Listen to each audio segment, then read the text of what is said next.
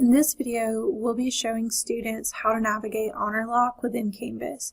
So currently on my student view, I'm going to take practice quiz, and Honorlock is already enabled to that. So this is my very first time ever using Honorlock, so I'm going to agree and then get started. I do not have Honorlock currently in my Chrome, so you're going to need to add that to Chrome if you do not already have that extension. And then once that has been added to Chrome, you'll see that pop up here. And now you can take the quiz.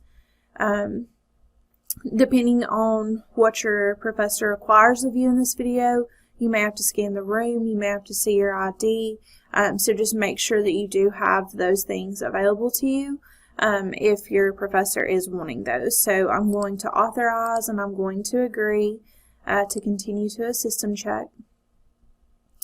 And it's telling me this is kind of like your checklist and your guidelines. It is not open book, it is not open note, you cannot have a calculator. You're going to need a profile picture, you're going to need a student ID, you'll have to do a room scan, and you'll have to share your screens. So if you want to run a system check, you can, and then you can begin authentication.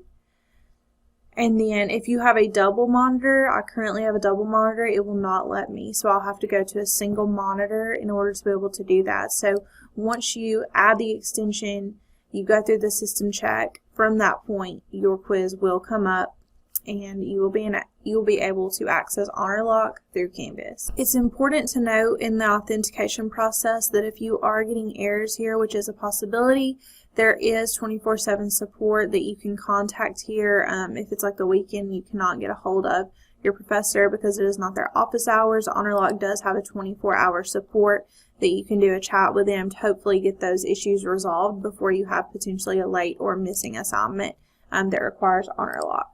And that will be us wrapping up how to use Honorlock to take an assessment in Canvas for students.